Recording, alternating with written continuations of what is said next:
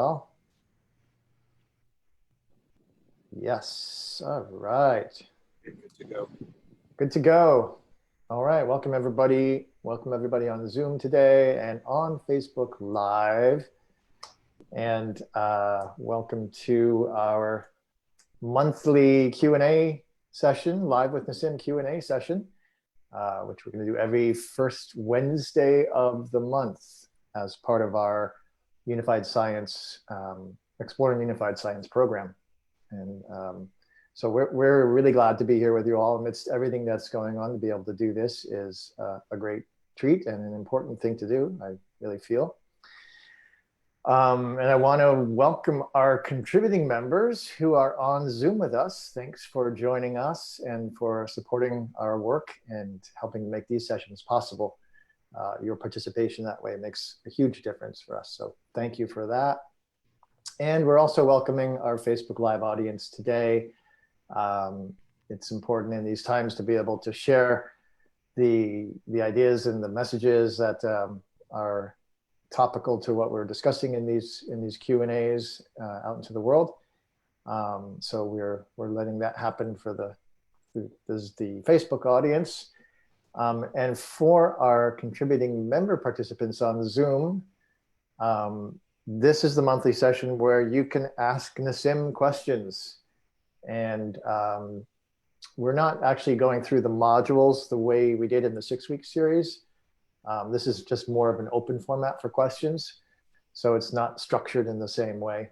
And it's usually quite a far-ranging set of questions that you guys post, and pose some really good challenges for Nassim to answer.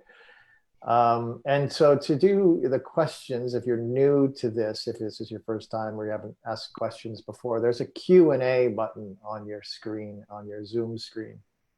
Again, this is just for the Zoom audience, our contributing members. And so if you could put your questions in the Q&A session and try to make them pretty succinct for us, and just put 1 or 2 questions. We usually get so many, we can't get to them all.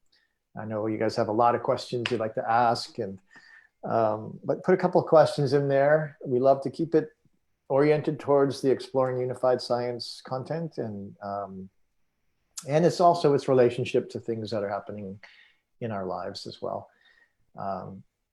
And then also, if you want to use the chat, you can do so for comments and say hi, where you're from. Let us know where you're in from today.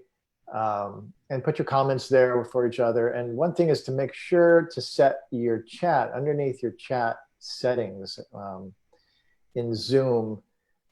Be sure it's set to presenters and attendees, because I noticed that a lot of times it's just set to presenters only when you guys are chatting and you think you're chatting with each other, but it's only coming to us. So make sure it says presenters and attendees for your chat. And yeah, so this is our monthly Q&A, and we're here with Nassim.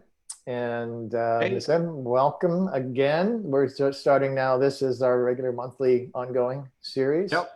In the times we're in, which are radical and bizarre, and yes. You know, I think a lot of stuff's coming up to the surface for all of us to, you know, get it rubbed in our faces and have to deal with it, which I think is a good thing.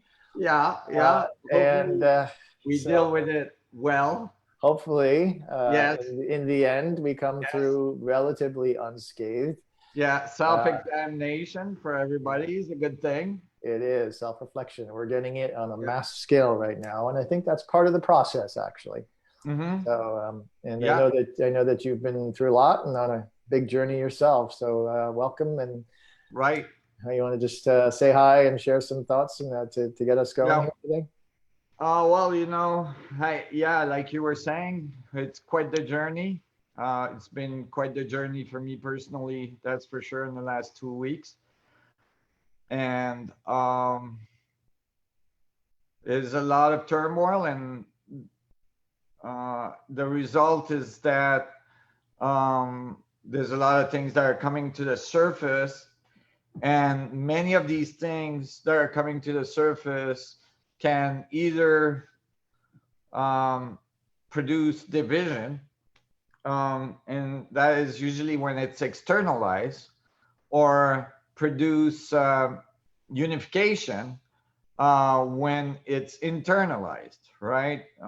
Which means self-reflection, where in our psyche do we consider our fellow human beings, and different races, different language, different cultures, and how we can unify as a human race is directly related to how each of us can self-reflect and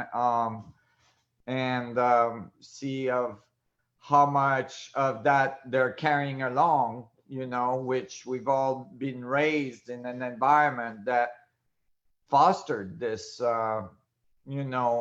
separation at all levels, which is something we're doing now in science. Is the contrary, is to unify and to understand that the separation are basically arbitrary, but from our perspective, for instance, biology, chemistry, and physics doesn't look like biology, chemistry, and physics to the universe.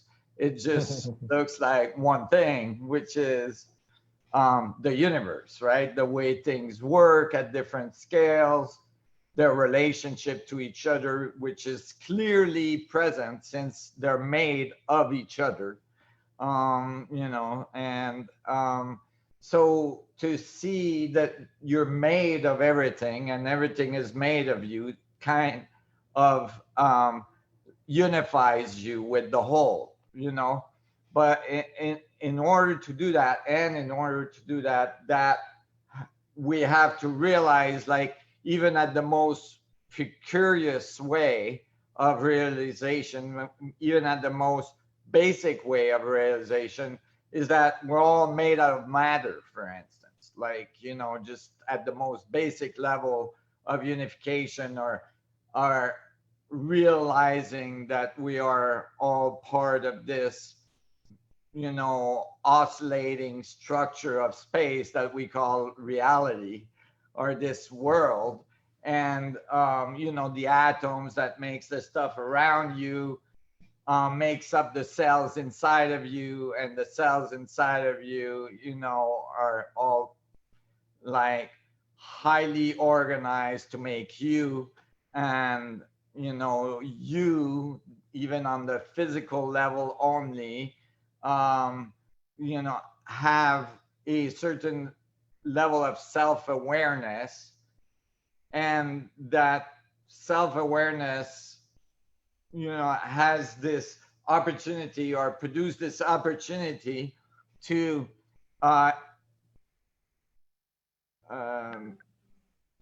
externalize the observation, or to internalize the observation. And that means that there's external information, there's internal information, and the two result in a certain interpretation, right? You're making a certain interpretation of what's going on out there. And self-reflection is the realization that what's going on out there is going on inside of you as well. And because it's all one thing. And so that is the opportunity to really, be able to alter what's outside by altering what's inside, right? But if the whole thing is one, and it's like a network of information, when I change inside, it's like I'm changing a node in the network. So I'm informing the external as well. And so that's really an important thing that I wanted to communicate at the beginning of this conversation, because really what unified science brings us, unified physics brings us, is a um, a foundation that is mathematical and that you could even call mechanical to the unification of our information flow that we call consciousness. And that's really, uh, an important um, realization that's occurring at the global level now. Like, for instance, even uh, President Obama this morning talked, or yesterday talked about, self-examination of each individual, um, information, reflection of the way people are interacting, and what's going on, what's going through your mind, what's going through your emotional state throughout your day, and how is that influencing the outside, right? With either, and in this case, as I'm describing it, with either separation or unification. I want to make clear that I don't mean that a person is only doing one or the other. I'm meaning that um, you know there will be an oscillation between you know observing the boundary, right, which is a separation, and a feeling of unification. This is not necessarily a constant state for an individual, but it's just to observe what state it's in, right? And that is the whole part of self-reflection. Anyway, that's what I wanted to say about this situation right now. Yeah.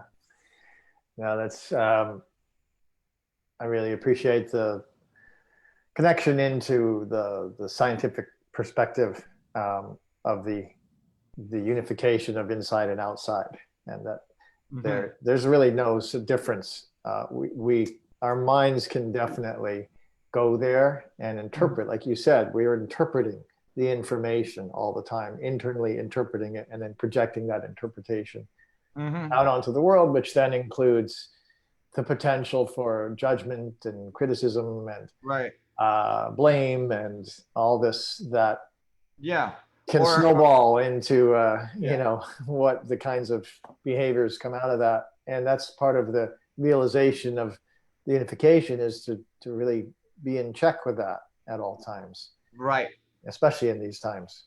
Yeah, exactly.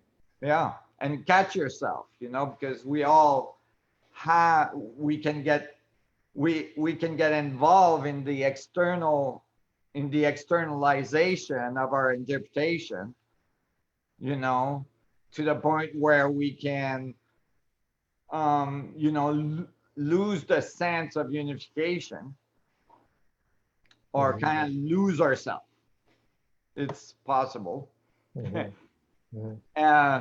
It may be momentarily, but to be able to realize, okay, what are my thoughts right now, and where does that lead, right? My current interpretation, and where, if my interpretation of what's outside is accurate, then I should be able to find it inside of me as well, right? Since it's one, right? That's a deep realization that, like, okay, well, then I can address it within me and influence the outside, right? And so that it's actually very logical, and it's mathematical in terms of the holographic mass solution. It's the information exchange across the boundary of the event horizon of the oscillation across all scales. It's the information moving across the universe, basically. And actually, we finished calculating that a few weeks ago, which is very, very, people would describe it. You could describe it in many different ways. So you can think of information moving from the Planck scale to the universe, for instance. So the calculation is that it would move it would take 10 to the minus 17 seconds to go across the universe. So for us, we would call that instantaneous, you know, and that's the entanglement speed that we see. We can't measure 10 to the minus 17, never mind across the universe, right? So, but this speed that we see as instantaneous for all intent and purposes in quantum physics, you know, is a way that the information is moving across scales, right? And as it moves across scales, it produces thermodynamic effects that oscillate the field, and the collective oscillation of the field at different scale produce different boundary conditions. And the effect of the information moving through the field and crossing boundaries, and exchanging from the outside, the externalization to the internalization, right? The exchange of information through each scale produce the effect that we describe as self-awareness or consciousness. The whole field information transfer. And this is why I believe from the same equation, I should be able to calculate the speed of information transmission in thoughts. Like the speed at which thoughts are influencing the field, if you'd like, in terms of their, you know, in terms of their propagation through the field and their energy level in relationship to the whole. And that, you know, can lead to like fundamental equations for consciousness, evolution, you know, change of states, and all this that eventually produce, you know, humanoids in certain cases, whatever, but in some cases, definitely self-awareness, as we're an example of it. Which is intrinsic to the whole field. That potential to achieve that self-reflective, self-awareness state is intrinsic to the whole field, and actually may exist in some capacity at every scale. Well, evidence that it would exist, right? Evidence that would exist would be that biology evolves from external stimulus, right? So the evolution of systems and their adaptation to the environment is related to its capacity to, you know, receive information from the environment and adapt to evolve in relationship to the other, you know, structures in the environment, so that the whole system is symbiotic to each other, right? And it's very capable. It does an amazing job, right? It produces life, and the life crawls around, does all kinds of stuff, and eventually it becomes self-aware. So it's quite capable to produce, you know, very complex system, very highly organized. And so you can think of this organization of the external stimulus, you know, producing the evolution, is producing the evolution because the external stimulus are interpreted internally by the system. Right? If the environment, if it's responding to an external stimulus, then that means that there's an internal interpretation, even at the most basic, like how should I evolve to be most symbiotic with the environment? and thrive, right? And so this interpretation eventually, so you can see the blueprint of consciousness even at the most basic level of biologic and atomic and so on, because the biology is made of atoms and so on. So like the information has to come from somewhere to produce this, interpretation of the field, right? So the information can be traced all the way down to the Planck or all the way up to the universe. And you can describe it all in terms of information transfer. And when you do, you get the correct answers. You get the correct masses, you get the correct radiuses, you get the correct angular momentum, you get the correct, energy level, temperature. We've solved all this for all the scales, right? Universe, superclusters, clusters, galaxies, stars, planets, atoms, subatomic particles like electrons, protons, all muons, all the subatomic particles that we've examined so far. So basically you can actually define all of the information transfer that we call consciousness across all scales as the power source, if you'd like, of the, it's not quite the power source, because it's the information transfer that produces the oscillation of the boundaries that we call, matter and organized matter in the universe and all this stuff. However, it is as well the oscillating boundaries that permits the information transfer, right? So it's feedback, right? Because it's interpreting the information, then acting upon it, right? Interpreting, acting upon it, and so on. So it's evolving.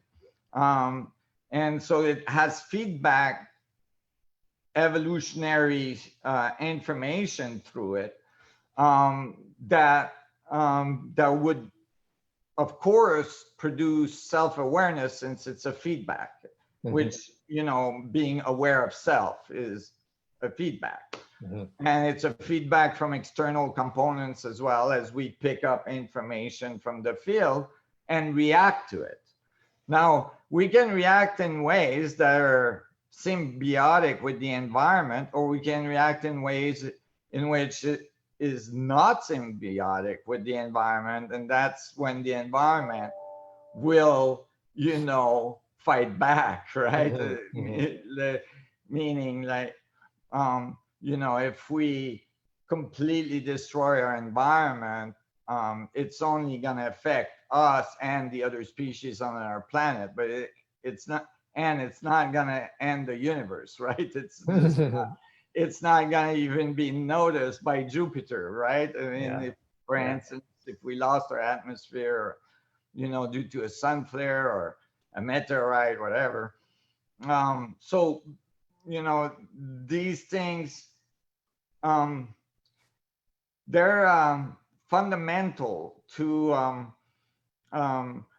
understanding the source of consciousness, but as well the source of organization and the source of what we call the material world, or the physical structure of space that we have now, described as an information field, exchanging information across scales through quantum entanglement of the network, right? So this is why now I'm excited to share all this, because everybody has taken the course. We've got like 25,000 people taking the course or something, and now we can discuss at that level, because and of course now I'm going way past the course, where the course was written 7 years ago, and now we've solved much more equations to be able to describe all this.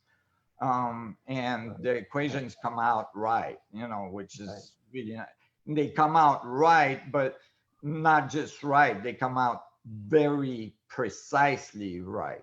You know, when I say very precisely, I mean very, very precisely, like, 10 to 12 digit accuracy on fundamental constants.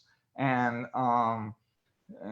so it's non-trivial levels of precision that certainly match the standard model without the free parameters that are in the current standard model.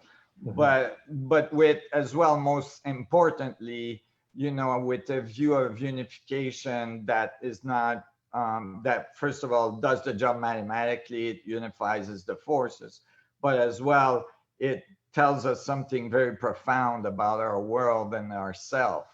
And that's really important right now. Yeah, that was great, Nassim, in terms of just providing a conceptual framework or model or view of what the unified reality is made of, which is all one thing, which is the information throughput across all scales, fractally interacting, localizing, constantly transferring information from the external to the internal and back out again, and the whole thing operating in this way in not only local time frames, but that universal 10 to the minus 17 instantaneous transfer of the same information that's present everywhere, which makes the hologram nature of it clear. Right. Wow, if it's transferring that fast throughout the whole universe, that means all information is present everywhere. Okay, that makes sense. Right. So here we are in this, on this planet, this wild and crazy species trying to figure out, who are we? What are we doing here? How can we make this work? And we're facing in super intense dynamics, not only the ones in our social interactions and the conflicts that are arising, but as well the ones that are affecting our biology through the virus, and whatever may be the background reasons that these are happening right now. We're actually in this time where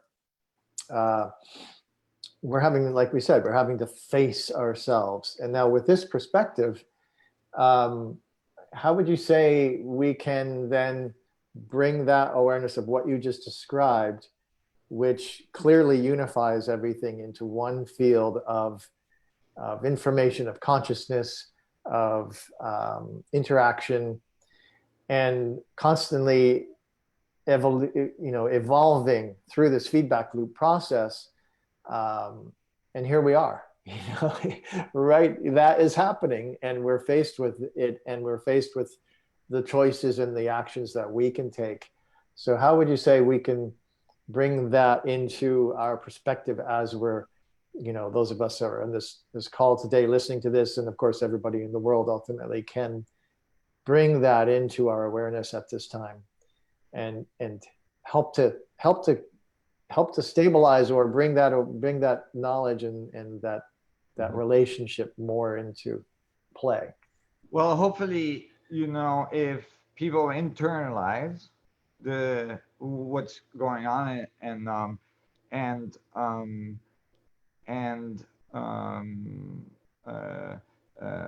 resolve some of these parts within themselves that they recognize from the outside stimulus, right? Then there is information flow in the metric that changes by that amount less of this type of information in for that person, from that person, and that's cumulative from because remember it's instantaneous, so all the information of all the people that internalize and changes some of these fundamental principles inside of themselves as they unify inside themselves, then the system becomes unified, and it really makes a difference rapidly. So the actions that a person takes now as the reaction to the external field is is most likely vastly different than a person that continues seeing the division outside of themselves, right? So when you internalize it and assimilate it, eventually then you, of course, your behavior, your reaction of what's going on outside is different. For instance, you would most likely realize, like, identify the root in the systems that you have in your society, which is basically, a larger expression of your feedback to the field, of your reaction to the field. In these systems, you would identify the root of the separation, right? Which has to do with environmental issues that occurs in certain community because of inequalities in resources and all kinds of things, and you would try to fix that. You would want to, like, encourage and really help, for instance, by investing in schools and infrastructures and all this in the environments that need support and that need help, to, like, bring everybody to the same level of being able to enjoy life and have their families and so on. So the reaction, then,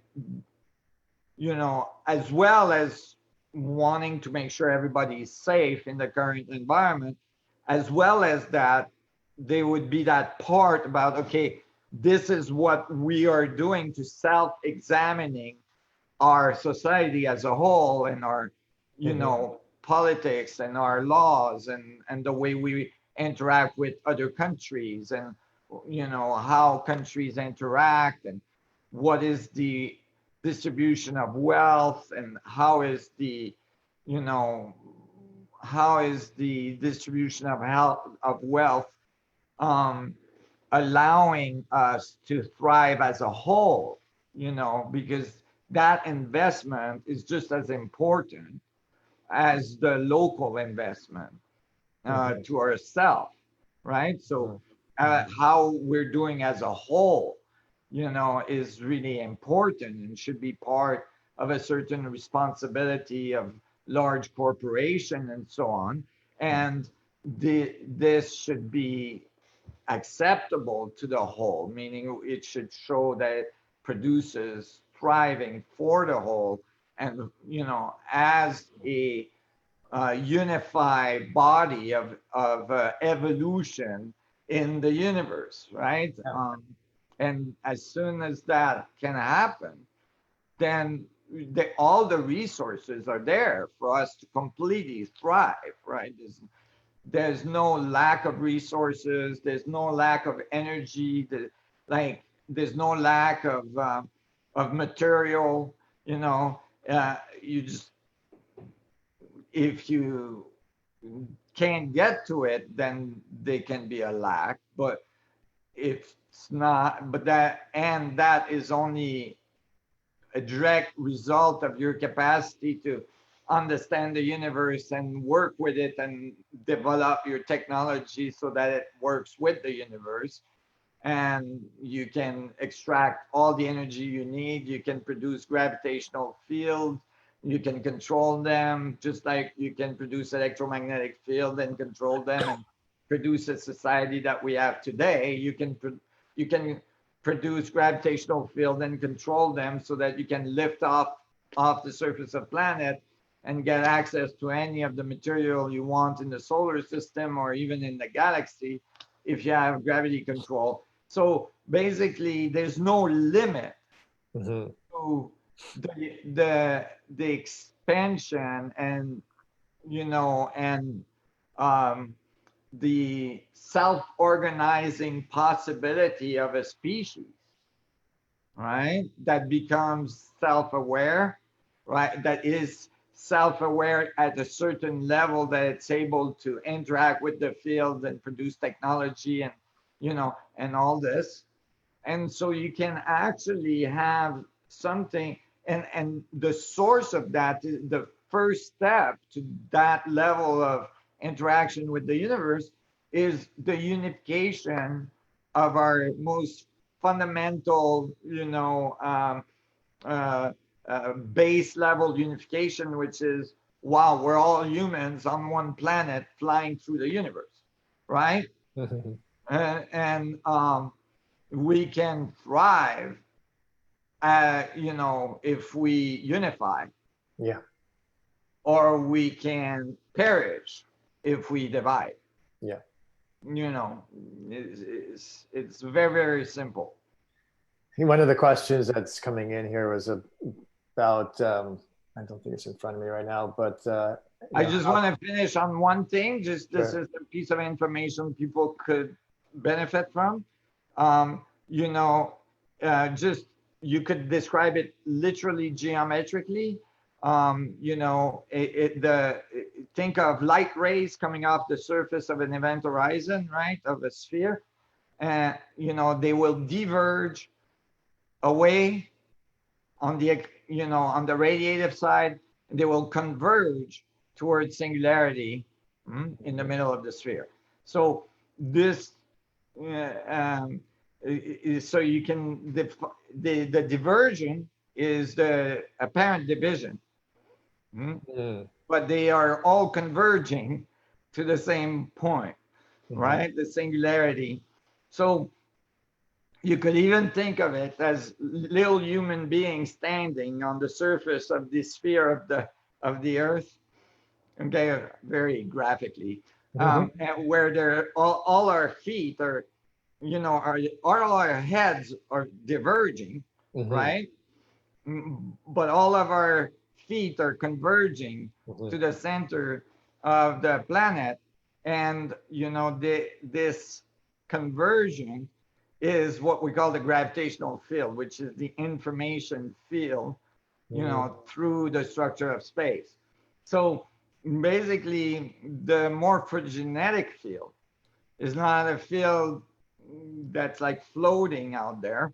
It's a information field that's going from conversion to diverging across the boundary of the event horizon, the information flow.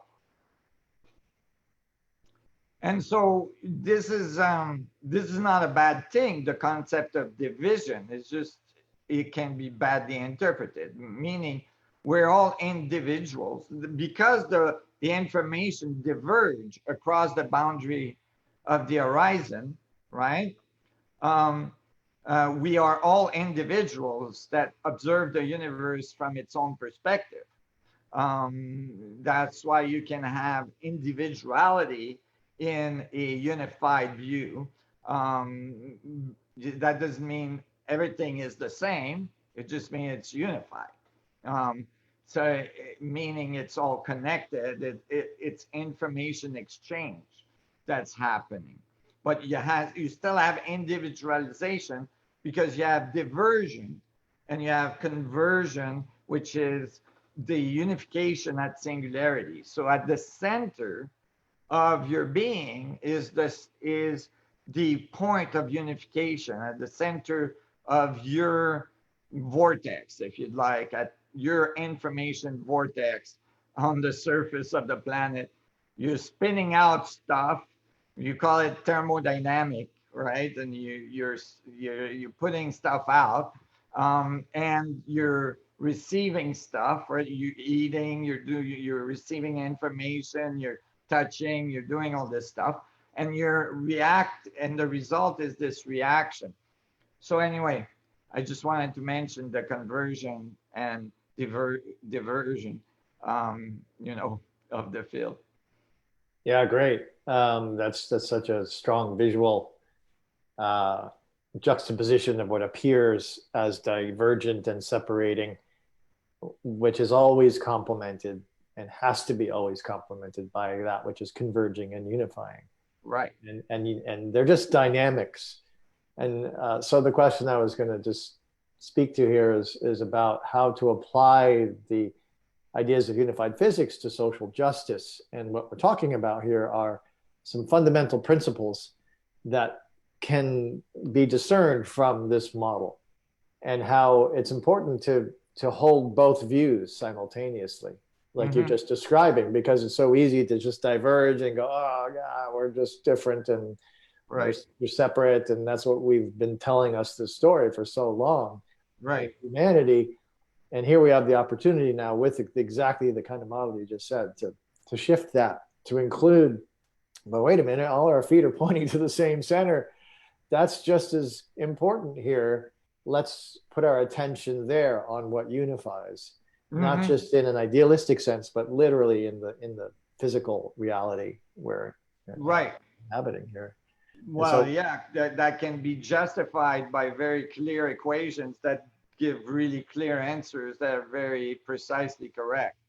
and Right. that informs what we call then, the justice aspect of what we're dealing with here. How do we incorporate that into what feels like, what we call justice in the world? It's very foundational to that Right. consideration. Right. And certainly it would start with appropriate distribution of wealth. Yeah. Right.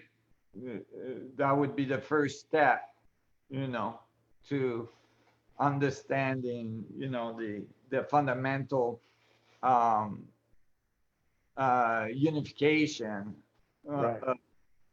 of of the realization, the internalization of okay, we have to take care of everybody, right? Because we Yeah. are one thing. Just one And system. right, it's one system and it's flying through space at, thousands and thousands of miles per second. And, when you include the rotation of the Earth around the sun, around the galaxy, around the cluster, around the supercluster, and now finally, nice to say that they were, by doing the study of the quadrupole nature of galaxies, over 200,000 galaxies they tested, they have now pretty well shown that the universe must be spinning, or at least have had an angular momentum at early universe, which would conserve. So we're finally getting to a spinning universe, which is predicted by my theory a long time ago. Yeah. But basically, this angular momentum, you see, I love to be able to reduce it to mechanics, because when you do this, it teaches you something fundamental about the other levels, right? It's like if you can reduce it to mechanics, it's like you can feel it inside of you working, right? So then it's not a unification is not a thought, it's an experience. It's an experience of the field. So it's not a dogma. It's a direct relationship with the field. Like it's like self-awareness on self-awareness, right? It's fractal self-awareness, fractal feedback, right? So you're basically realizing the functioning of self-awareness being part of a field, and your interaction with that field becomes more clear because you have a different perspective on self-awareness. And its role. and its role. And by bringing it into the mechanical, it becomes practical and pragmatic rather than just idealistic, and that then can inform that which seems not necessarily based on practical and pragmatic, like what is justice in the universe, like you said, like an equitable distribution of resources like money. That's more akin to a unified whole integrated model, abundant model, than this extreme gap, this polarity we have experiencing right now, which is not what you see happening throughout the universe. And therefore, obviously, it's not going to be able to sustain that. Right. Well, the thing is that there's always going to be it's never going to be black or white. There's always going to be a scale, because there's Doppler effect in the information at the horizon. If you're a physicist, you might understand what I mean there. But basically, distribution of wealth is always going to have like scale in it. And fluctuation. And fluctuation. However, the upper scales have to be part of the collective effort to better everything, right? Right. So it has to be so that everybody's taken care of, at least at the minimum level that they can eat, and they have water and they have shelter, and that like the rest of there's not 2/3 of the world in famine, and so like that's like most fundamental realization of oneness. It's like, okay, we got to at least take care of ourselves. Like we have to take care of our elderly, I just went through a horrible experience with that, the way people are taken care of and so on. And that it's really remarkable that with all of the resources we have, certainly resources to fight each other and externalize, right, the separation. Certainly those resources are not lacking. Okay. However, we have inside the countries that have these type of resources, like extreme poverty, and seriously questionable education in those sectors, most impoverished, which doesn't help, and so on. And there's not that much effort to like pull this, like in terms of resources allocated, there's the allocation to that part of the equation, which is internal to the country that has, those large defense budgets and so on, that part doesn't get taken care of. So it's only externalized, not internalized. Like the unification is not happening internally. So of course, externally, the separation is very much made present, right? If it's not taken care of internally, it cannot produce on the outside. You're producing the environment that eventually will produce separation in the population, of course. So it cannot be resolved at that level. It has to be resolved internally by the people that are directing these decisions. Sure. And then the appropriate decisions have to be taken all along, in a unified way, not in a partisan way. Yeah, based upon the principles of what we observe in a unified system. Right. And applying those models the fractal, toroidal, abundant flow, distribution of resources of information. All these are attributes in that functioning whole system Right. unified model that we can apply them. And Yeah. we know what it is now, and it's really just a choice. And Yeah, there's another part, is that you have to remember that although, you say the government, or you say the military, or you say, the corporations, or whatever part you choose, um, you've made divisions, um, and they're valid in terms of the organization that's going on in on our planet, but it's not valid at the part in which all these people involved in these organizations are humans that have families that want to thrive. Many of them are there for the right reason, because they want to make a difference, a positive difference in the world, and all this. Like, babies are not born evil, right? They don't, like, so mhm, it's mhm. like to like go and like you know make that first level of unification, of distinction, even internally, even for people. Like, I'm not talking about um for people that, like, I or anybody, we all have these boxes, and of course they are valid, meaning when we talk about the government, we're talking about a certain institution. When we're talking about the corporation, we're talking about a different institution, and so on.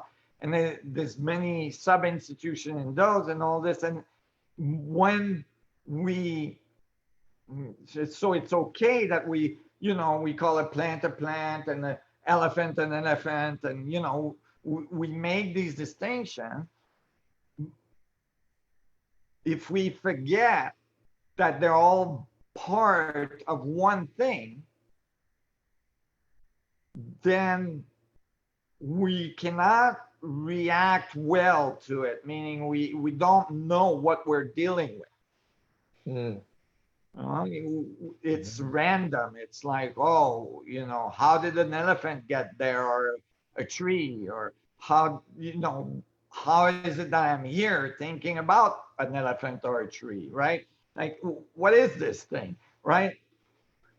That is in the separation, because the complexity is so high, you can't identify what is this thing. But since it's all converging to singularity, you can realize it's all the same expression of information moving across boundaries.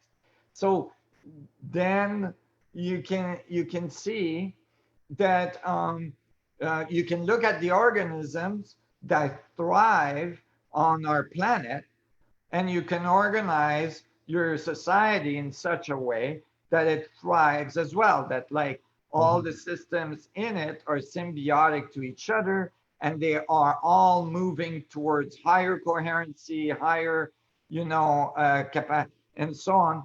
And so that information can flow freely in the system, so that everything can grow faster, stronger.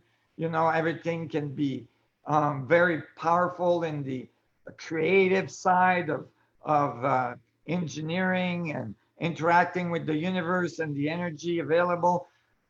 Everything can thrive. There's, I think Buckminster Fuller did uh, some good calculations on this in the Absolutely. 60s, Right. and I can't remember what the numbers were. You might, but it Well, I was don't remember what numbers you're talking about, but he did say around 1970 is when humanity crossed the threshold of being able to make the world work for 100% of all life, in this thriving capacity. We had gained the knowledge, the understanding of how nature systems work, how to access and allocate resources, and do so with greater and greater efficiency. mhm, That right around that point in 1970, he said, is when we crossed that threshold to be able to succeed in that. right. Here we are 50 years later. you know, Yeah, scratching our heads a little bit, but yeah. But I think at the time it was in the range of, I mean, there was much less people at the time, but there was less resources. But I think even at the time it was, if I'm not, I mean, I might be incorrect on that, but it was in the millions per human resident of the earth, if we redistributed the wealth yeah. equally. And so, And also the cost of making that shift per like sector of, you know, mhm, agriculture, food, education, housing, and all that. The numbers are not that big mhm, compared to the amount of, you know, the global currency, economic right, system magnitude of scale. right. They're not that big. So those are the kinds of things he pointed out. Yeah. Yeah. So there's, unification is not just a concept or a concept or even a physical theory. It's it's a way the universe fundamentally works. So meaning it's thriving. It's not, there's no reason that it would not thrive, meaning Yeah. it would self-destroy itself, Right. like self-destruct. Like there is parts that are undoing so that other parts can be done, though, and the parts that are undoing are the parts that are more incoherent and that are not functioning well in the evolution of the environment, right? And we just don't want that to be humans. Yeah. you know Yeah.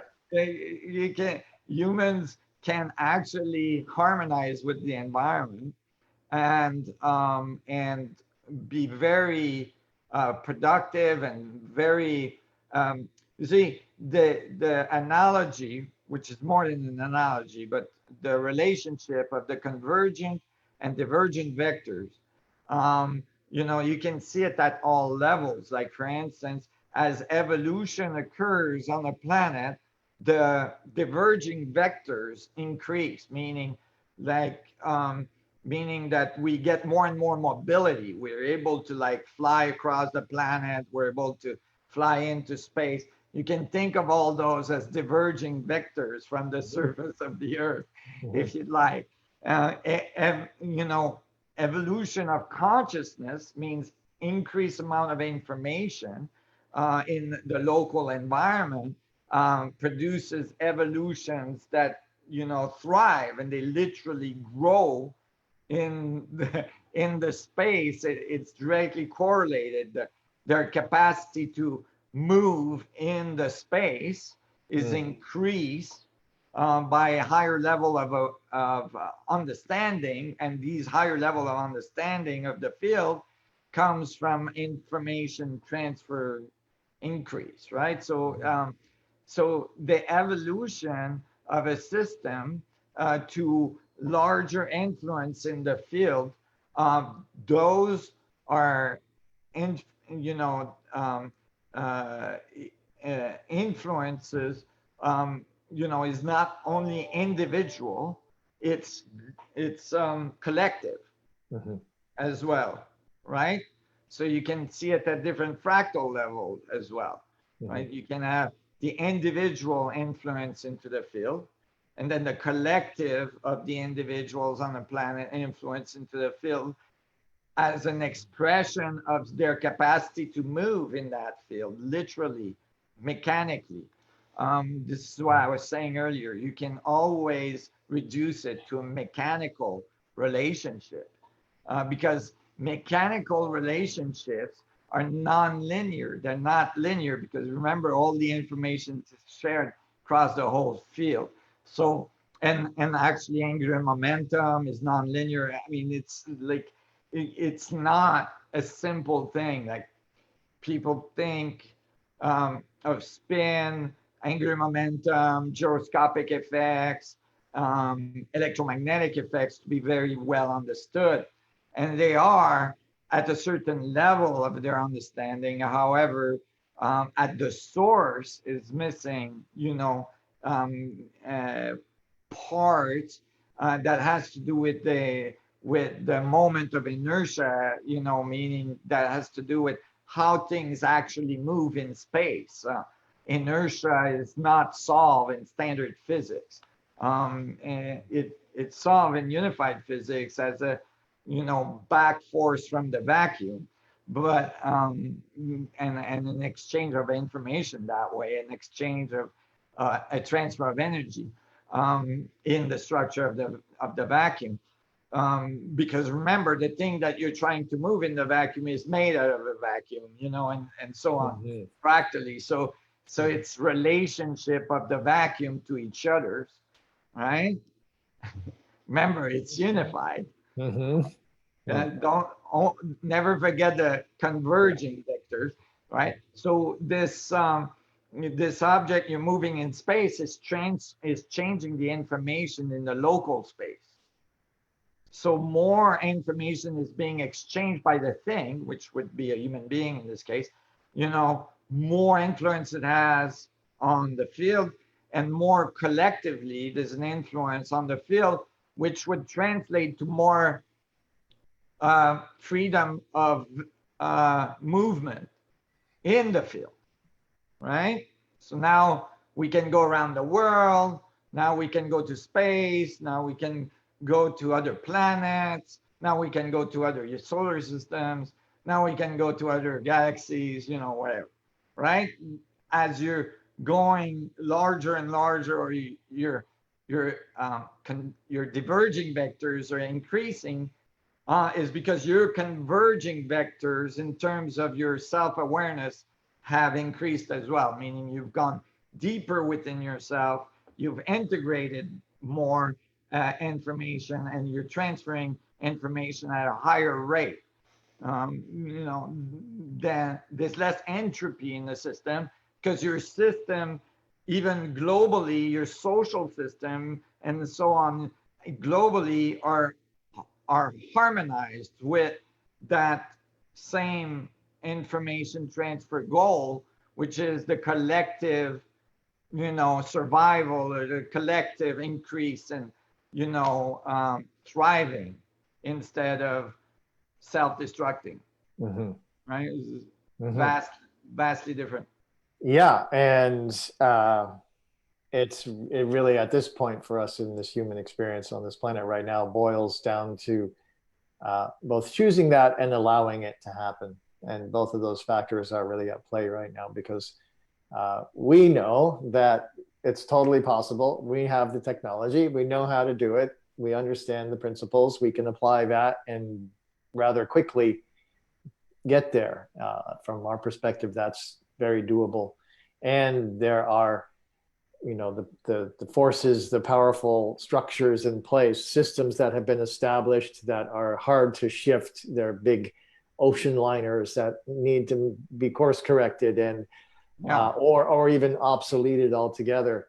And control mechanisms that are in place and want to control more, that don't want this to happen, that have suppressed it for a long time. We're really, we're in the push-pull right now. That's well, this is why I was saying it's true that those are like big, it's like trying to change a big, like a big boat, like a cargo boat, or like one of those huge tankers, or or an airplane carrier. You can turn the rudder, but it's gonna take a long time to turn. Those are big institutions to manipulate, so that they produce more equity around the world. But remember, in the big cargo boat, or whatever it is, there is one guy at the top that's turning a little wheel like this. Yeah. And that's all you need, right? And a trim tab, which is the little rudder. Exactly, a trim tab. Yeah, which Buckminster Fuller clearly identified. Yeah. Now that trim tab, has been growing. It's getting bigger. I mean, Yeah. thankfully. By doing what we're doing here. Yeah. And only a few, this is why I was saying this about internalizing. Mm. If people at the wheel, right, the people that have the wheel right now, internalize what's going on and makes this unified realization, and they all turn the wheel a little bit towards each other, they move the energy, right, move the information, move the resources towards support, right away, right, then that would show, okay, let's do this, right? Let's do this. Let's unify. Let's, support the people that are hurting. Especially now we have so many businesses that didn't make it, right? And so, like, but not just the businesses, the environments that are deprived of what they need to be able to function properly, right? If we open the gates and let some of the resources, right, go that way. Yeah. And that was pun intended. Got it. If you were to let to actually support, so that evolution can really take, because the natural world, will always find its sense of balance, meaning that even in your capacity to support, right? So you support the environments that needs more support, and you help, bring them to higher.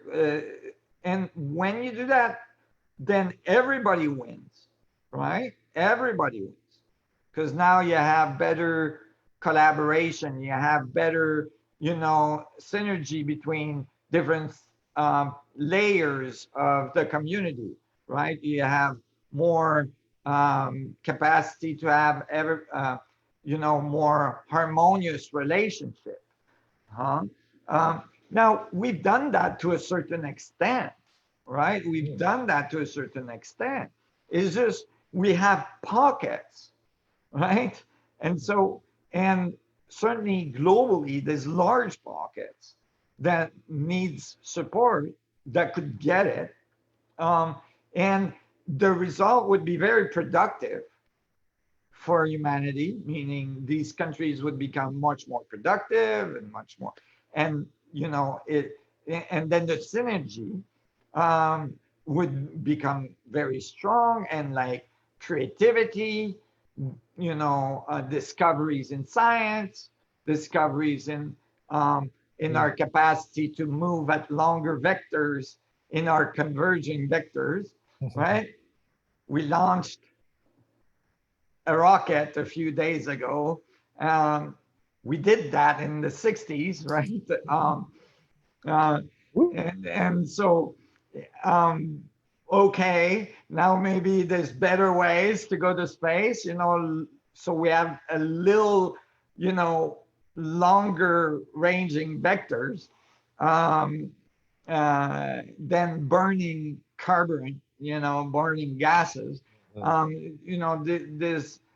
There's all kinds of things that can emerge from a global unified community that will bring extreme wealth to the whole, right? Because there is no shortage of resources. That's an illusion. It only, true if you're confined to a planet. And even the fact that the protons that make up all matter are not known to decay indicates that at the very foundation of our universe is the superabundant presence of Energy. basically eternal energy. And Right. all, even without leaving the planet, once we take that model and apply it and access that energy, It's done. it's done. It's Yeah. done. And it's Right. also been very well known that when we get to that state that you described, where all these systems are experiencing that abundant flow and all these basic needs are met, that populations stabilize and even start to decrease, and which is a concern and an issue on this planet. And some people want to deal with it in ways that are not very harmonious, in my opinion. And yet, when we just apply what you're talking about and achieve that state, then it's been shown historically that populations stabilize. It stops, the growth rates come down and it becomes stabilized. And certainly that's what we need to achieve here. Right. Well, if you have an almost infinite source of energy anywhere you are in the field, because you've realized that the field is transferring energy at a very high rate, then you have no reason, you have everything you need to thrive without having to fight for resources, right? And so why would you fight? Right? It's not this is why I was starting to say, all the people at the top with the wheel, right? They're all humans too, right? And they all have families, and they have loved ones, they have mothers and fathers, they have, they're all humans, the whole gang. Some have theorized that some may not be. I was about to say. I would just the probabilities are low that there would be something else than humans. Let's just put it that way. Because if they could come here, most likely they've realized these very fundamental principle of unification that allowed them to have long enough vectors of propagation that they could come across the galaxy, right? But don't put it past humans to do things that you just couldn't believe could exist in the mind of a human. But whatever the case may be, each one of us has this same information that we can integrate and from our inside. So basically, the people at the wheel, if they have this realization, which is not outside their capacity at all, can make very quick adjustments that would make very large differences globally. Yes, right. Well, fantastic. That was a really great, I appreciate taking the time in this Q&A, and we'll get some questions here now. But I really appreciate, going through this whole perspective, because it so much informs what the opportunity we have is right now in this world. And, that's why we're here doing what we're doing, and open up this course to be free, so that this worldview, this understanding of science, the mechanical aspect of the unification of everything can be understood and applied and chosen. And, like, hey, wait a minute, why are we doing this when we could be doing that? Instead of just having an ideological, conflict around what's happening, actually just bring it into a very pragmatic and applicable conversation, and right. help that to be understood. And that's what we're choosing to do here. Yeah, well, it starts with a better understanding of reality. Right. That's really the start of it. It's foundational to the whole thing. It's foundational. If you don't understand what's going on, it's very difficult to take appropriate decisions. It's yeah. And our educational system is lacking in some serious ways around that right now, and that's somewhat by design and just somewhat by ignorance. And there's Well, it's many like a levels. pendulum that has gone, from one uh, point to the other, across the scale, so for instance, you could like scrap the physics, right? Um, and actually just look at the spiritual knowledge that was on the planet for the last few thousand years, but from a perspective of an expression of the field, right? Um, what I mean by scrap the physics is just not necessarily take look at the equation, just the principle that the equations are portraying are very much present in the spiritual knowledge since throughout the ages. The concept of unification, the concept of, geometry, fundamental geometry in space, the concept of fields of energy in the space, mana, prana, all this stuff. Like all this stuff is all present. If you don't want the physics, the physics are there to inform you on the unification of all these principles. Because although each principle talks about unification, they're in different cultures that are not necessarily unified. So, yeah. So, yeah. That's why the science we feel is important, because it sort of transcends that cultural perspective and informs a very practical application, right, which is really required in order to make the shift. It's like the science is the nuclear singularity, and then the interpretation of various religions or spiritual, cultures is like the converging vectors of the fundamental physics of the universe, right? It's different interpretation of the same thing. Since it talks about unification, right? It talks about the fact that it's all unified. It allows the logical, rational mind to finally get it, and therefore have its integrated place in that spectrum from the spiritual, intuitive, to the very logical, mechanical, and technological. It all lines up then. Right. Yeah. It's the realization that your feet vectors point to the same singularity. Simple as that. Yeah. And we call it gravity. Right. Right.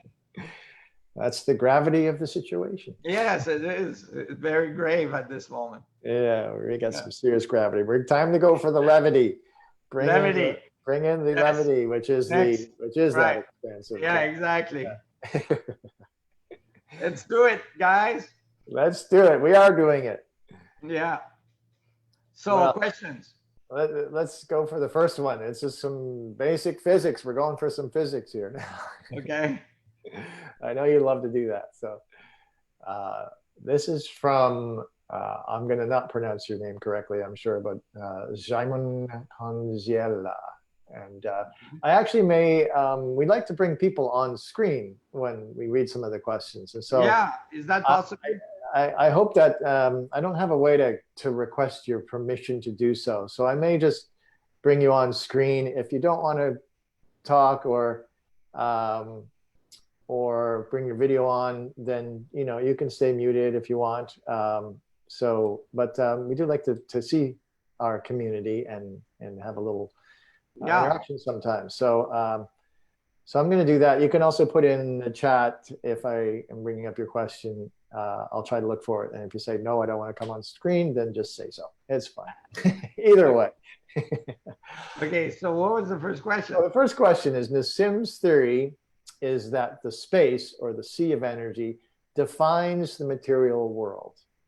I would like to ask if the dynamical Casimir effect, which you'll need to describe for those who don't understand what that is, Mm-hmm.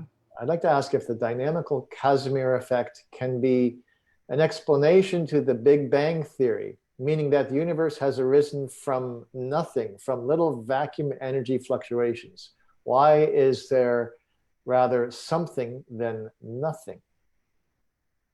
Does that make sense to you, that question? Yeah, sure. Okay. All right. I'm going to bring on this person here, uh, if that's okay. Here we go. That's a good question. Yeah, it gets pretty foundational right there. Yeah. Let's see. There we go. Okay. Hello. Hi there, Simon. Simon. You're muted if you're talking. All right, You I'm have going to unmute. Oh, and also maybe. we don't see your camera. Okay. All right. Well, Why don't you go ahead and address that question, Nassim, and yeah. if they want to come on, they can.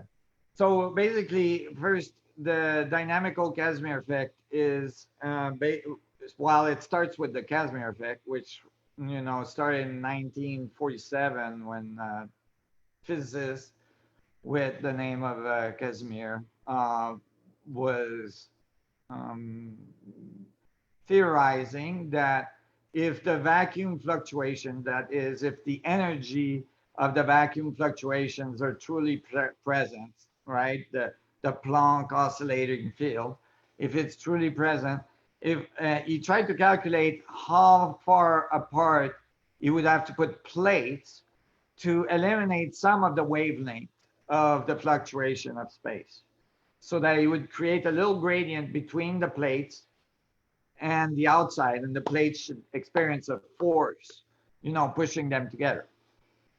So that was called the Casimir effect, and nobody could get plates that precisely ground or machined at the time. So it had to be like 3 microns apart, and or at least inside that. And so it took until the 90s, I believe, early 90s, before we were late 80s, early 90s, before we were able to get plates that close together. And then we saw that force being applied to the plate, confirming, the Casimir effect due to the fluctuation of the vacuum.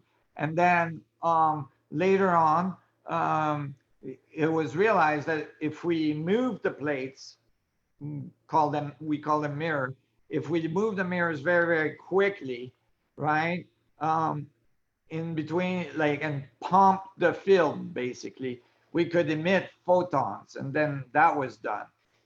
Um, and um, and so the dynamical Casimir effect is this production of photons. I think it's in the X-ray range of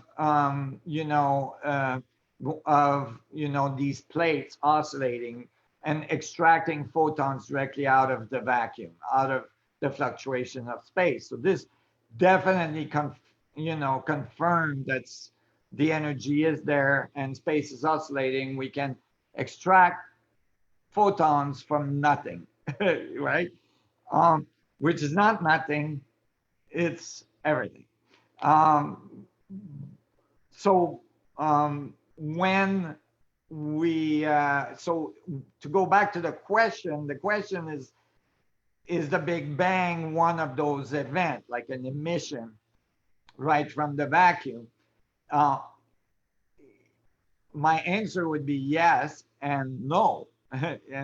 Yes, it is, but no, because it's not the only one. Everything is an emission of information, a Casimir effect of space-time, except that when we made the experiments on Earth, due to the way it was written by Casimir, we used plates to create a gradient in space.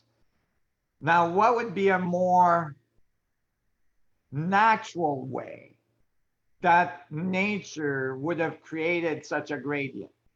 It wouldn't have made plates, right? That's more like, not so evolved nature, right? It's still nature because the plates are made of atoms and you just manipulated the atoms to make plate.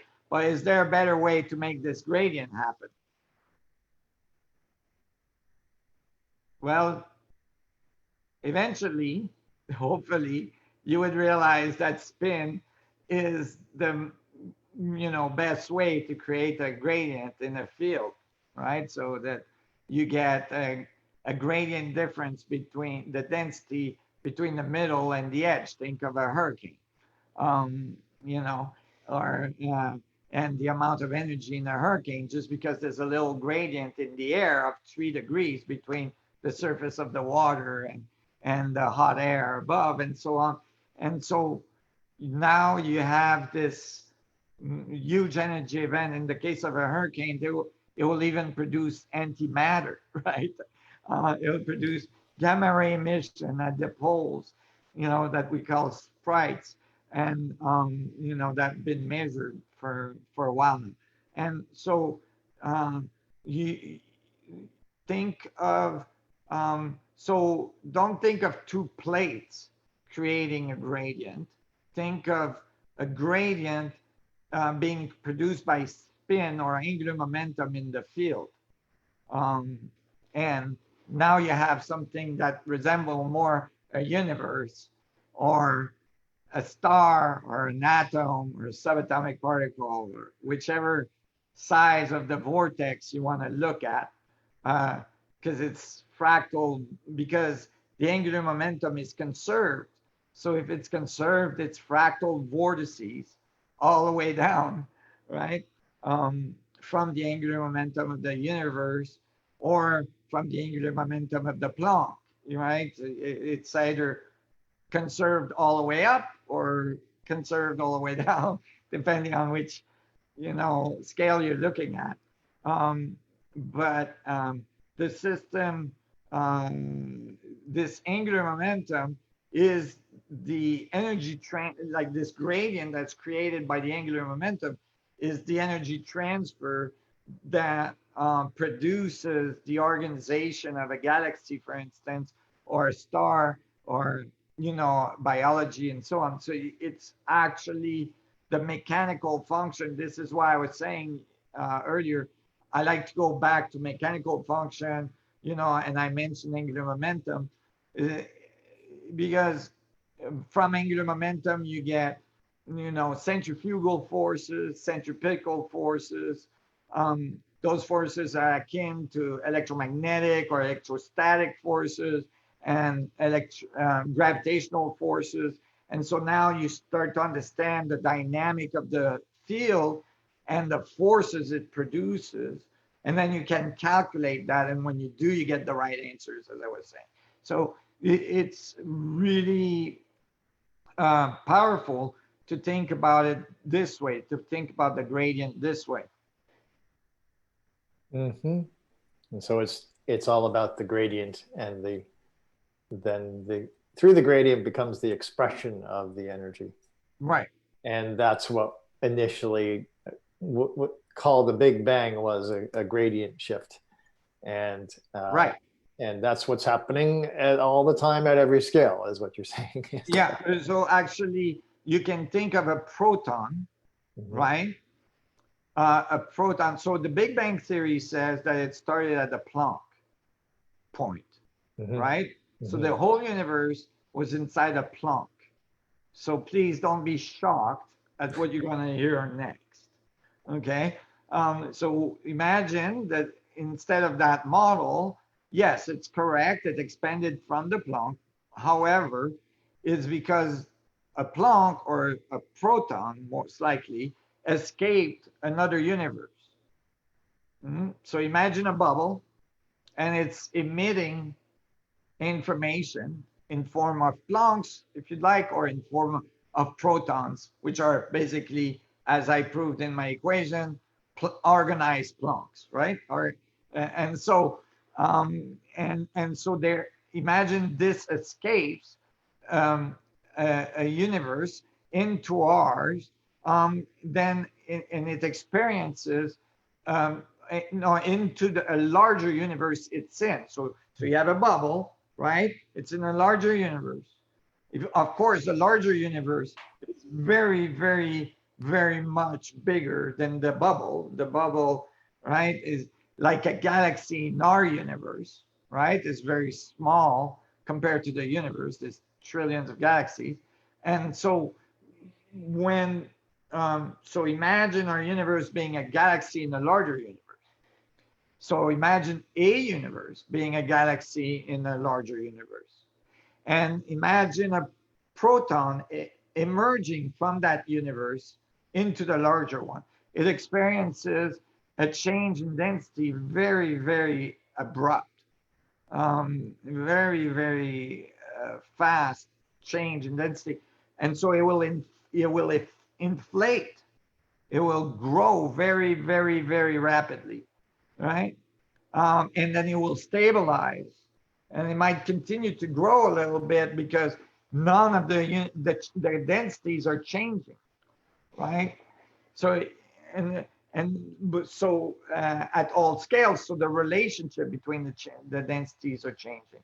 There might be a time where that universe escapes the universe it's in, and it will expand again, very quickly, right? And so those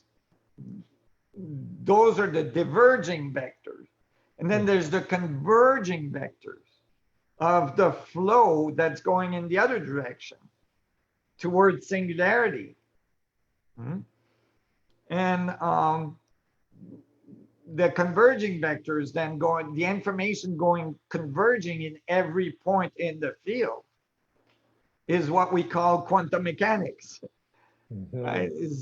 Is the particles and subatomic particles and so on, all the way down to the Planck field. And so that's the converging vectors. That is like the information going into the system. So imagine a spinning system, right? That has centrifugal forces at the equator. So information is diverging, right? But at centripetal force towards the center, which is information that's converging. And that we call gravity and electromagnetism. And so basically, now you've unified two forces, and then you apply that at the quantum level, this unification, and you get the strong force and the weak force. And so now you have all the forces unified under one model. So it was a deep question he was asking. I went further just to explain, like what I was talking about, diverging vectors and converging vectors, is literally applied in the theoretical formalism of unification. Because you could say that the Big Bang model in the classical kind of origin of the theory is only really kind of looking at one aspect, the expansive diverging aspect, and the role of entropy, and it's constantly a one-way trip in that kind of way of looking at it, that side of the equation, and basically ignoring the fact that in order to have a universe, you also have to have the converging happening to create vectors, to create all the particles, to create all the matter, to create all the organization. So it's not just the bang. For the neg entropy of the system, meaning that there's a part of the system that's ordering. There's a part of the system that's disordering, which is entropy, but there's a part of the world, the system that's ordering, right? And we're good evidence of that. We're ordered information, right?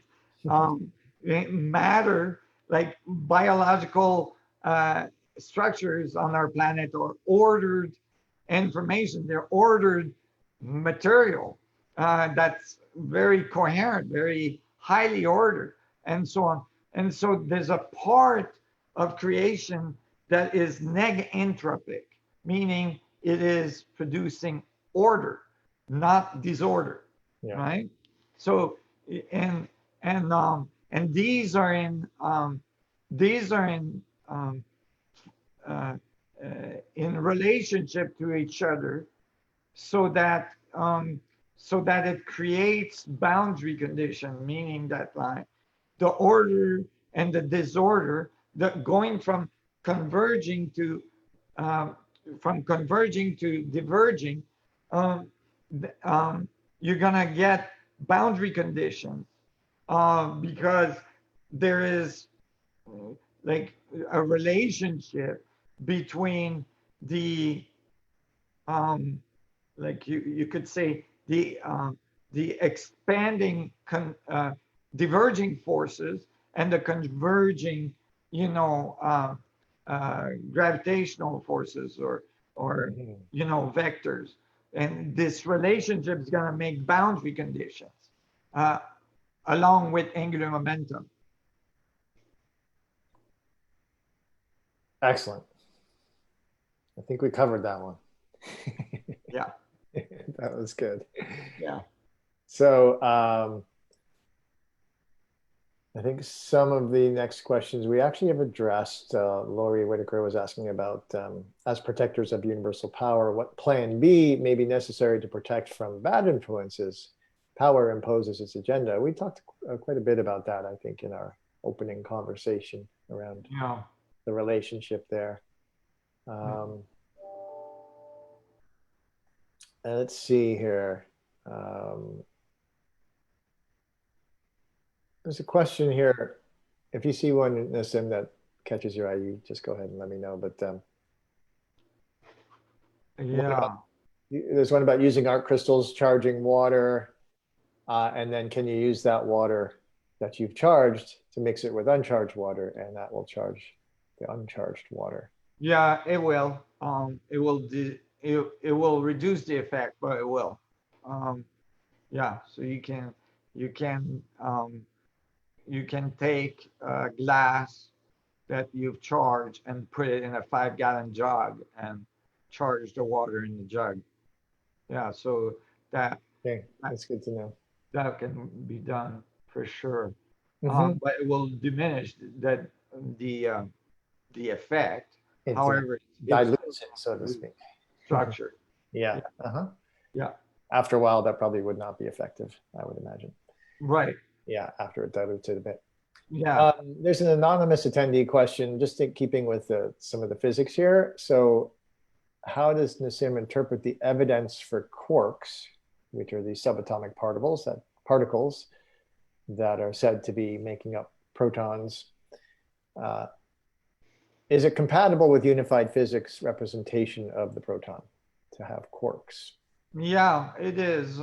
Yeah, it's just that as the quarks are described in standard physics, as the quarks are described in standard in the standard model, they're missing a very important part, which is the contribution of the angular momentum of the vacuum.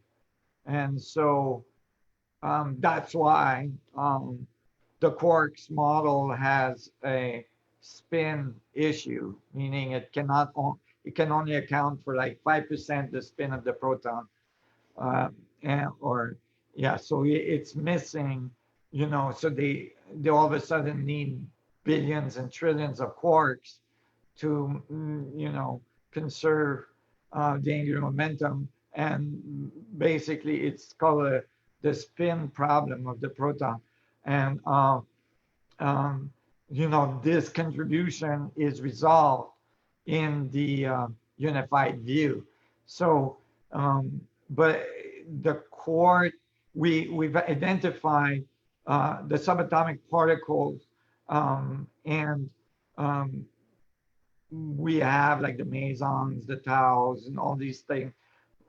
Now um, we can see a resolution that could be the quartz based on the standard model, but again, there's assumptions in the standard model that produces the wrong results, or inaccurate results. for that particular part. So we get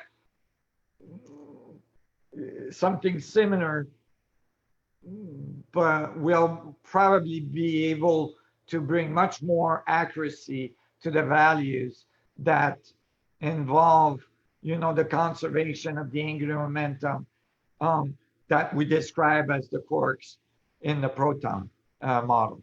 It comes from a completely different model. So, it's a difficult question to answer. Because the terminology is where you're going to trip, right? Meaning that if I call it the quarks, then I'm defining something very specific to the standard model. And in the unified model, that energy level is present, but it has a completely different meaning in terms of the unification of everything. So it would need a different name, so that it's not confusing what I'm talking about. Right. Yeah. Because it's coming from a different way of even deriving it. Therefore, there's a confusion by giving it the same name. Right. Mm-hmm. So great. That stands for all the particles in some ways, but yeah. Okay. All right. There's a question from. What's nice is that it resolves the problem of the angular momentum of the proton. It's the correct answer.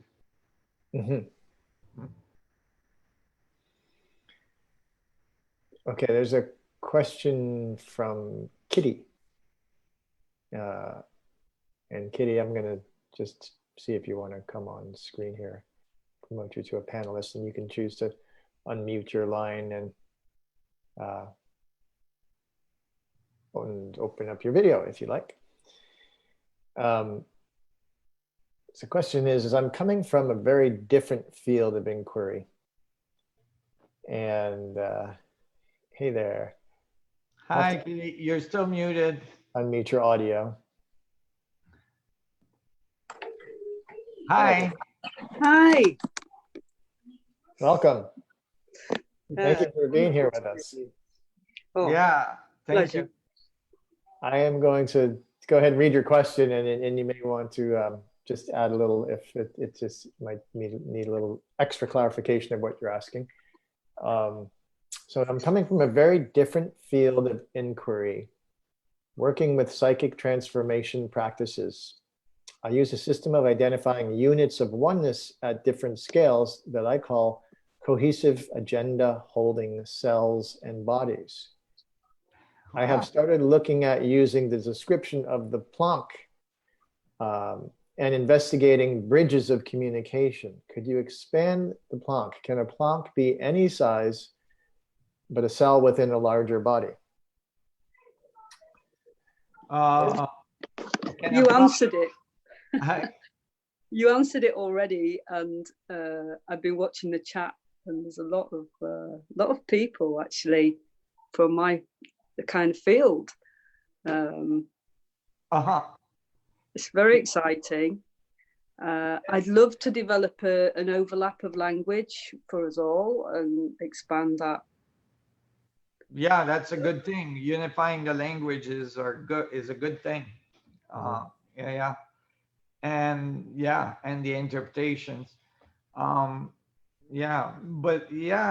That's interesting. Where are you from? I'm from the UK, in York. In York? Yeah. Awesome. It's a beautiful country up there.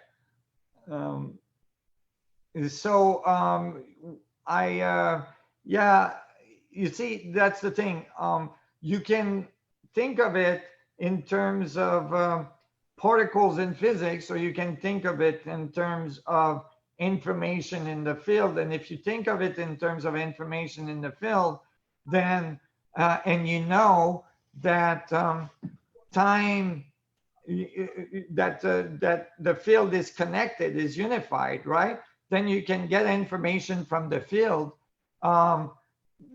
directly, through your converging vectors, instead of getting information from your diverging vectors. And when you do that, you can experience psychic phenomena, which are not like some kind of thing that's hanging in some cloud somewhere. It's just a natural function of consciousness, of information flow. It's just that we don't necessarily explore the converging vectors of our consciousness very much. We explore a lot of the converging vectors, the diverging vectors, and so but to all, everybody is psychic at certain levels, right? Well, some people get less choice. When I was younger, I had difficulty seeing solidity. Oh yes. So well, that's because there's no such thing.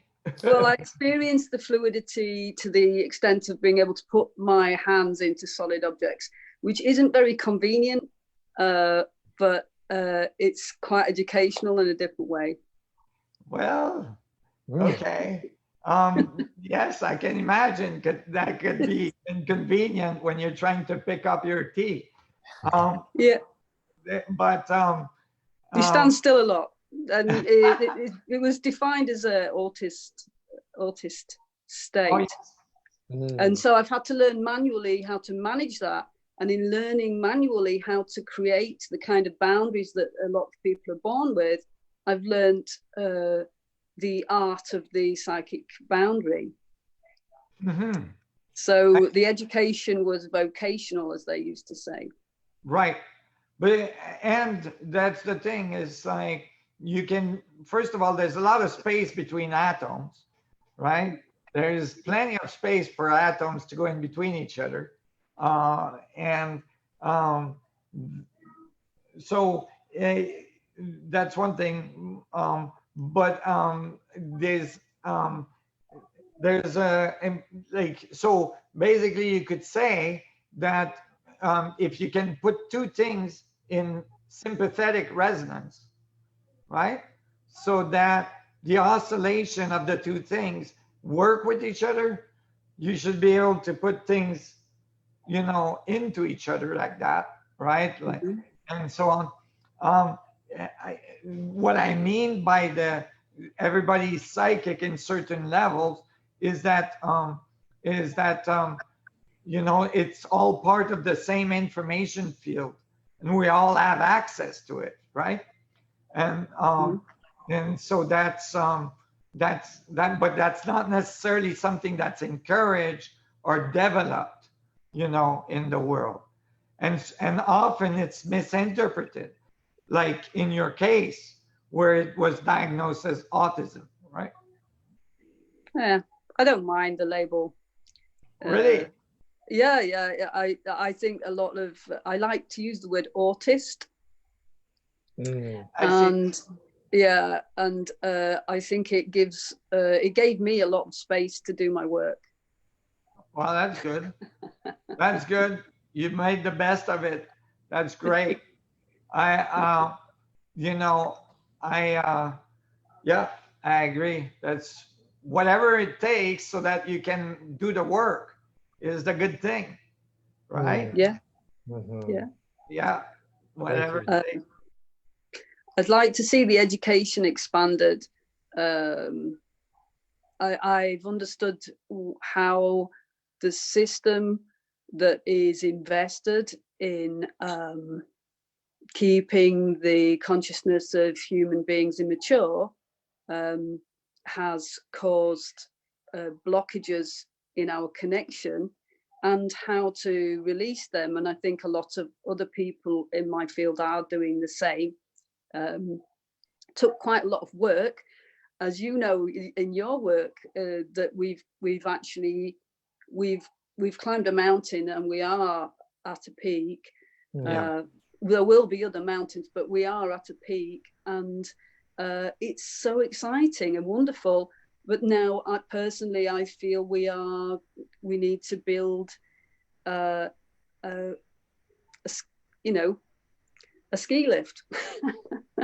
we need to build the education so that the people can operate for themselves in local communities, and free those children, because when I asked for vision of how we were going to get through this, they showed me children doing things that at that time was beyond imagination, and said, this is what's going to happen. Wonderful. Yeah. Well, that's good news. That's great. Yeah. My children are definitely doing all kinds of things that are going on.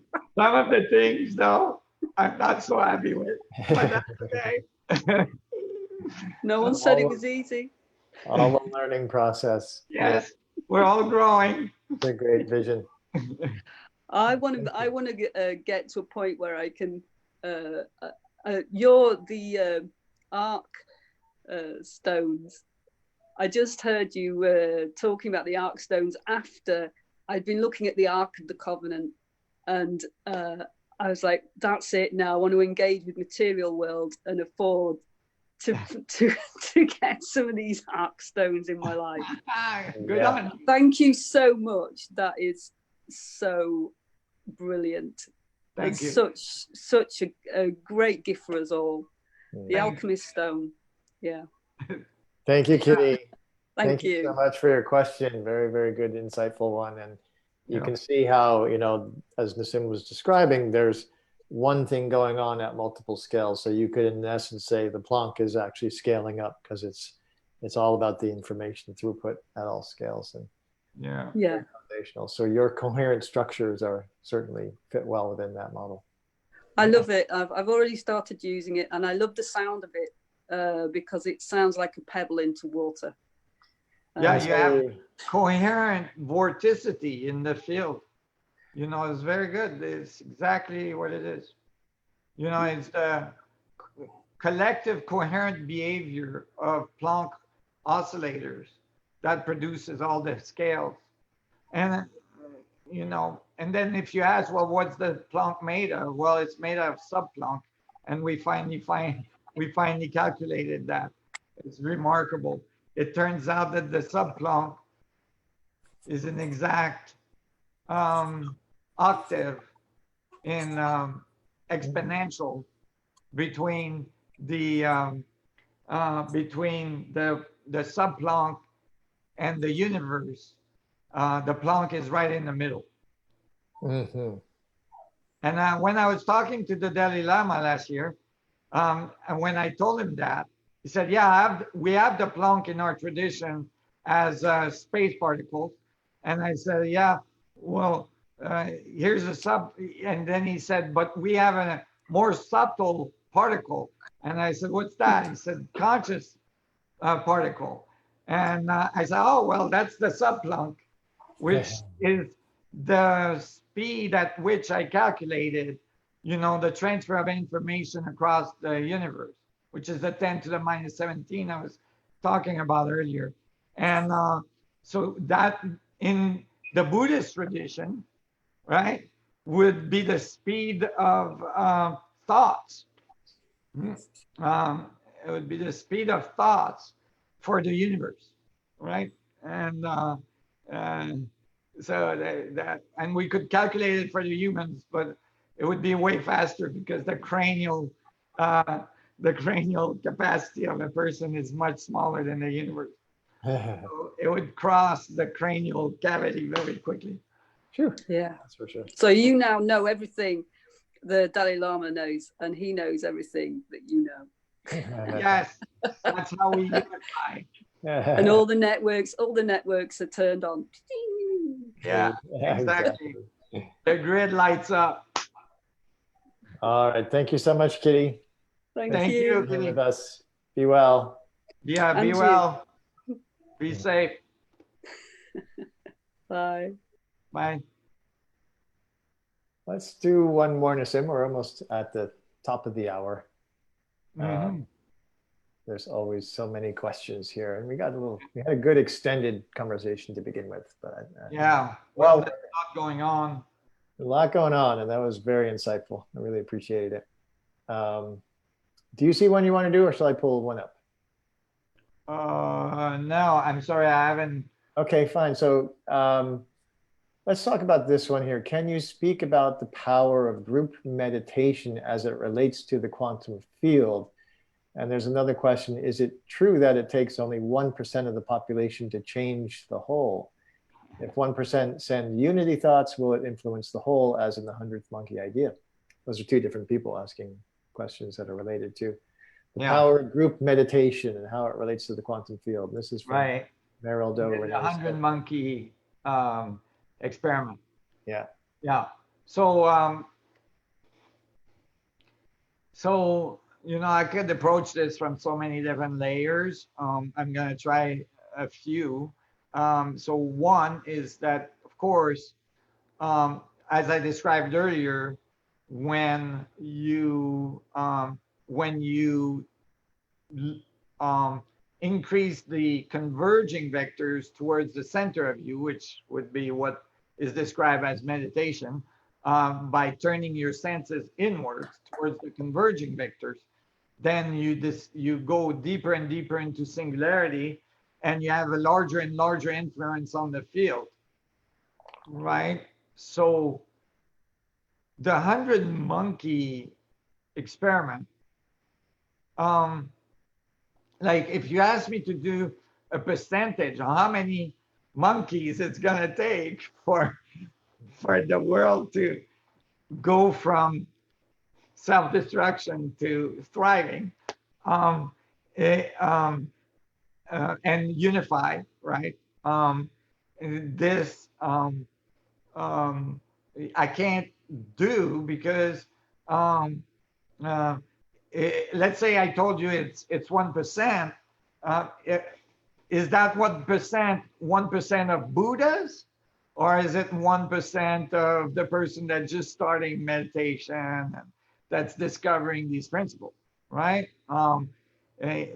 How good is the singularities that these 1% are producing? So I can do an estimate, but as a means, right? And I would say the numbers would be way below 1%. In fact, currently, the numbers we have exceed 1%, and they have been producing significant amount of change. In the last 25 to maybe 30 years, 40 years, meaning there is a transformation on the planet that's occurring that has, permeated most of the institutions and structures, where people are taking more and more, are becoming more and more aware of their converging vectors, and change their relationship to the field, and they're changing the institutions from the inside and all this. And so this has been happening for a while now, and we're starting to see the effects of it, which is everything that's not working well is emerging so that it can be dealt with and organized and unified and improved. Cynthia. Go ahead and unmute your line. There you go. There we go. Now I got it. So given that there's a lot of people that are holding the same unity idea, there's a lot of global coherent networks, a lot of group meditations happening. Is it down to the purity of the thought? What am I missing? No, it's down to the information transfer that you as a means value maintained during, you know, your existence, right? Your level of awareness, how much information you're processing in the field, you know, which is constantly changing, right? You're improving, right? You're getting better at processing information and you know, experience and that influencing your field with this information in a way that's constructive or productive to the whole, right? Meaning that your influence on the whole has a positive effect in terms of like growth for everybody and all this, right?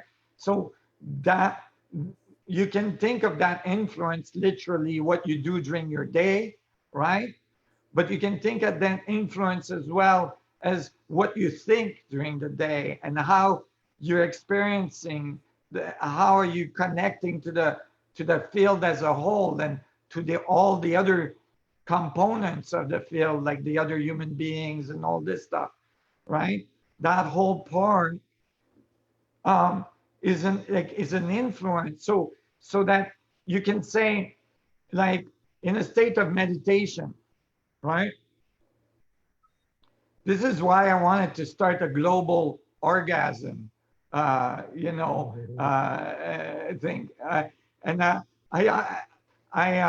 just want to explain that real quick. But you know, basically, you know, and there's very specific chemicals and changes that are happening in your body when you're meditating, or when you're having an orgasm, that have a very strong influence, right, of on the field. And if it's encoded with the right information, then, you know, can have a very good influence on the field. And so when we globally meditate, we increase this influence because everybody converge to the center of their vectors, where they converge to what connects them to the whole, and the effect is synergetic, right?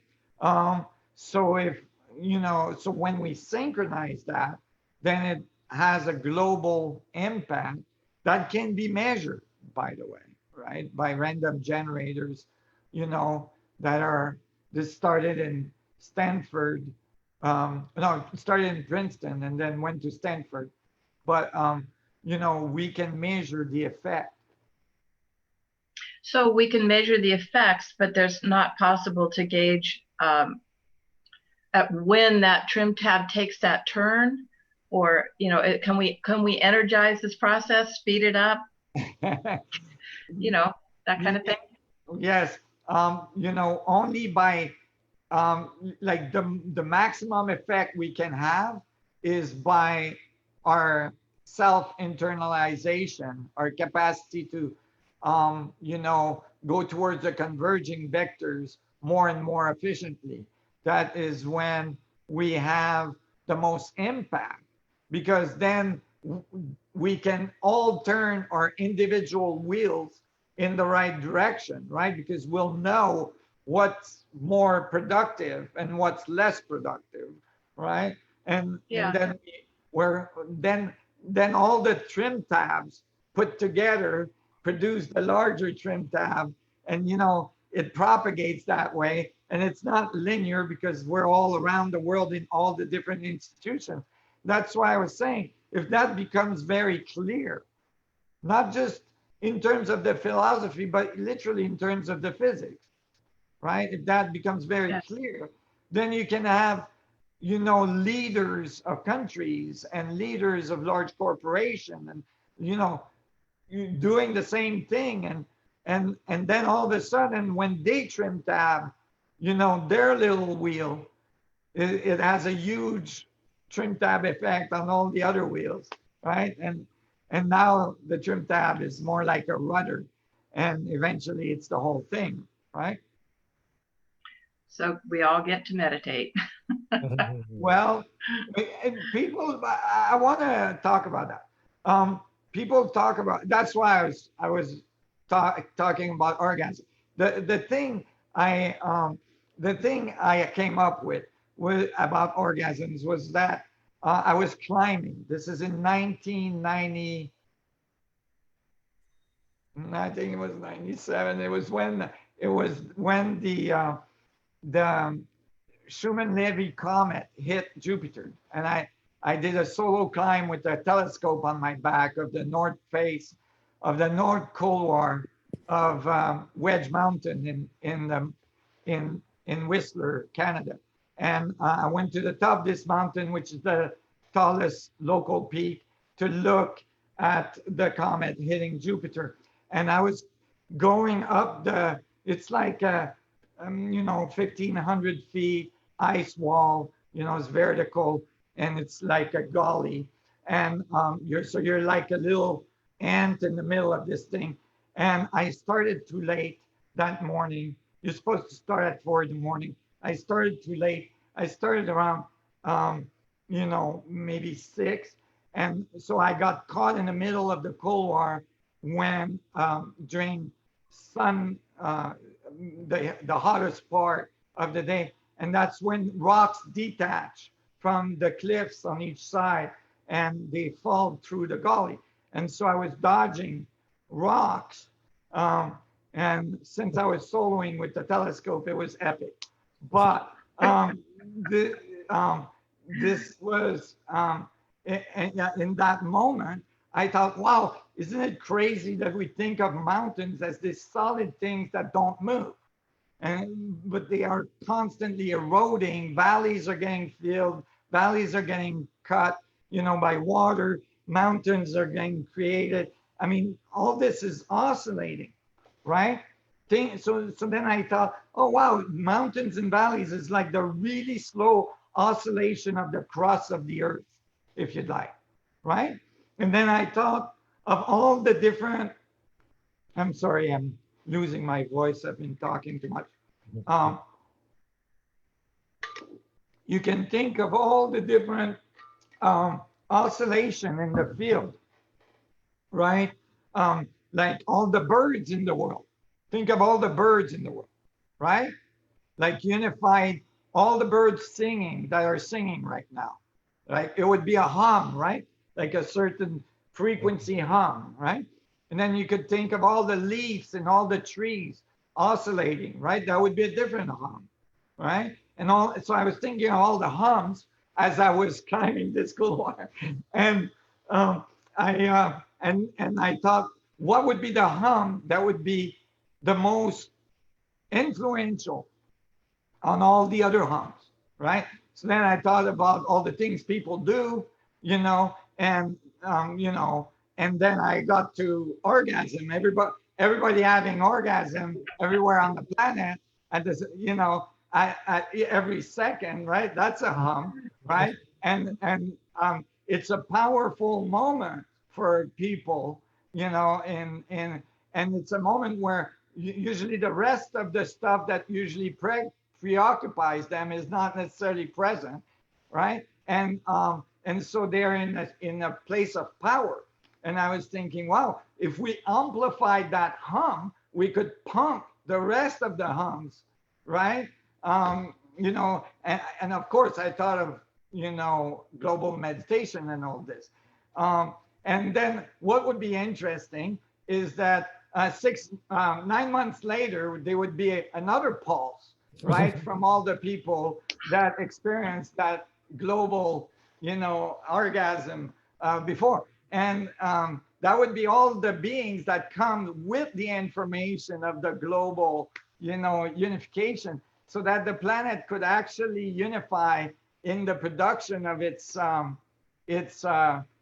generations in a very, conscious way and powerful way. That's quite a thought. I know. I made it through the Cold War. I was afforded the possibility of progenitude as a result. Well, we'll have to put that one on the agenda, Nassim. Yeah. Thank you for answering my question. Guys. Thank you, Cynthia. Appreciate it very much for you being here Cynthia. today with us. Okay. Take care. All right. Great. Well, let's leave it at that, Nassim. It's about almost quarter after. You're losing your voice. And Yes. Thanks for sharing all you did today. I want to let everybody know that the third Wednesday of every month at 12 noon is when we do the faculty Q&A, which is with myself and Jamie and William Brown and other faculty that can join to do the same kind of question and answer sessions. And it's always fun. It's always a great exploration. So Right. come and join us for the contributing members of the Resonance Academy, the ones that are on Zoom. We'll be just making those private sessions for you guys. They won't be on Facebook Live. We're just going to put these sessions with Nassim on Facebook Live. And so, yeah, come join us in a couple of weeks for that. And what a fantastic session today, Nassim. Thanks for that long kind of exploration of ideas at the beginning around what's going on in the world and how we can get a perspective on it. I certainly gained a lot from that today. Thank you. Thank you. I'm glad, and I'm excited about the future. We have to keep our eyes on the 8 ball. You know, we have to keep our eyes on the other side of this moment, of this horizon we're crossing. It's all good. It's all gonna, you know, it's evolution, and evolution sometimes, you know, feels a little bit like a kick in the butt, you know, or 2x4 by the head or whatever. But like, you know, sometimes we need a little nudge, and our society is getting a nudge that like something is needing some attention, right? All kinds of ways, from health to, you know, the way we treat our aging population, the way we, you know, everything socially and everything. And self-examination, each one of us taking responsibility for what's happening in the world by self-examining is critical to the whole thing shifting. And I think it's happening. And I think it's happening not just in the population in general, but as well in the leaders of this world and so on, and the authorities and the structures. It might not be apparent, you know, immediately, but I think everybody's is gaining wisdom right now, and I'm very confident in the evolution of our planet. I'm confident that we can make this transition, hopefully with the minimum amount of damage. You know, because again, we have everything we need to completely transform this world into a thriving world very quickly. It just takes, you know, everybody to be involved at their, you know, at their core, at their own fundamental core, so that the information in the field can transform. Yeah, beautifully said. Thank you. Thank you so much, everybody. Thank you, everybody, for joining us today here on Zoom with our contributing members. Thanks for supporting us. Come back for this again at the first Wednesday of next month in July with Nassim, and in 2 weeks with the faculty. And thank you, everybody on Facebook, for joining us live today. And we'll see you next time. And until then. Yes, may the vacuum be with you. Bye-bye, everybody. It's been